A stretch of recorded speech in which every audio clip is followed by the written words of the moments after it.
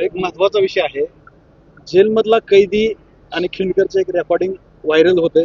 त्यामध्ये तो असं सांगतो की जरांगे पाटलांना गोळ्या घालायची सुपारी दिली होती. हे काय माहिती याबद्दल? कोण म्हणतंय? जेलमधल्या कैद्याचे आणि दादासाहेब खिंडकर जो आहेत त्यांची एक रेकॉर्डिंग म्हणजे ऑडिओ रेकॉर्डिंग व्हायरल झाली आज हा. आणि त्यामध्ये तो कैदी असं सांगतो की फड नावाच्या व्यक्तीला जरांगे पाटलांना गोळ्या घालण्याची आम्ही सांगितलं होतं. फड म्हणल्यावर मग ते तिकडच आलं पुन्हा हा. परळीचा टोळी लाभार्थी हो. टोळी. तुम्ही नाही ऐकली का? नाही हो, मला काय वाटतं आपल्याला हे जेलमध्ये असं नाही ये ना, येऊ द्या त्याला. त्याला ये गोळ्या घालायला येणार आहे का मला ती चांगली गोष्ट आहे. तू ये तर फक्त, मग तुला लक्षात येईल त्याचे दुष्परिणाम काय असतील, परिणाम काय असतील. काय आहे बरं का, एक ती माज आणि मस्ती आहे. आणि एवढा आमचा मोठा समाज संयमानं चाललाय. त्यांना वाईट दिवस बघायचे असतील, त्याला मी काय करू शकत नाही. पण तू फक्त ये, मग तुला कळल. आम्ही पण वाट बघतोय. तू ये, तुला त्या दिवसचा दिवस दिसल कसा असतो राज्यातला. तू नुसतं गोळ्या घालायचं लांबच राहिलं, तू नुसतं बघून पण जाय. तुला उद्रेक काय असतो ना, की डबल एकदा भारत देश बघल. उद्रेक काय असतो, रक्त कशाला सांडलं म्हणतात. तुमचे पाय एकीकडे, हात एकीकडे, मुंडकं एकीकडे झालेली दिसल. फक्त तुम्हाला गोळ्या घालून मारून दाखव, तुझं सुद्धा कोणी राहत नाही. हे पण ध्यानात ठेव. आमची तेवढी मजबूत एकजूट झाली, आमची सुद्धा मजबूत टीम आहे. तुम्ही काय टेन्शन घेऊ नका म्हणा. तुमच्याजवळ गोळ्या आहेत तर मराठ्याजवळ बी गोळ्या आहेत. तुमजवळ जे काय आहे ते आमच्याकडे सुद्धा मराठ्यांकडे आहे. आमच्याकडे बी कुऱ्हाडी आहेत ना. तुम्ही जर आमचे लोक मारणार असलात गोळ्या घालून, आमच्याजवळ कुऱ्हाडी आहेत, कोयते आहेत, सगळं आहे आमच्या लोकांकडे सुद्धा. तू फक्त समोर ये, तुला त्या दिवशी कळत.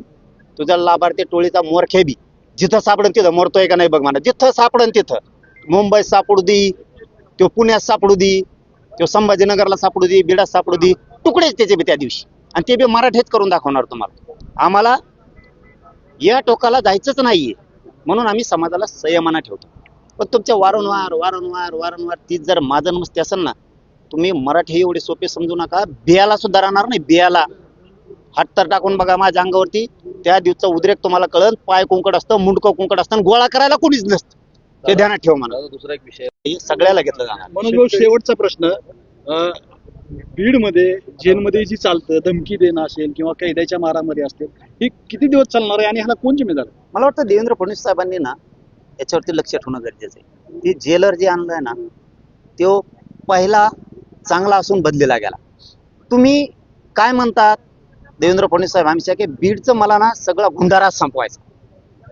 मग गुंडाराज जर तुम्हाला संपवायचा तर पहिला जेलर का बदलीला? तो तर गुंडाराजच करू देत नव्हता जेलमध्ये कोणाला. का बदलीला? शो का आणला तुमच्या सोयीनुसार? कारण त्या जेलरची तपासणी होणं गरजेचं आहे. तिथल्या आतल्या पोलिसांच्या सगळ्या बदल्या टोटल होणं गरजेचं आहे जेलच्या. मी तर म्हणतो देवेंद्र फडणवीस साहेब या मीडियाच्या बांधवाच्या माध्यमातून तुम्हाला सांगतो, तुम्ही बीड जिल्ह्यातल्या अख्ख्याच पलट्या मारा एकदा. पूर्णच पोलीस, सगळे अधिकारी, महसूल पासून सगळे बदलून टाका, काही ठेवू नका. एकदा हे डाव करा, तेव्हा ती बीडचा गुंडाराज चालणार आहे. गुंडाराजला कोण भेटव त्यांना? आता याचे बुंगारी 4-5 नाही तर 10-15 मुतड पेतेत आणि येते उडे आणतात कोंकडे. तू ये बरं, टप्पर आहे का तू ये फक्त.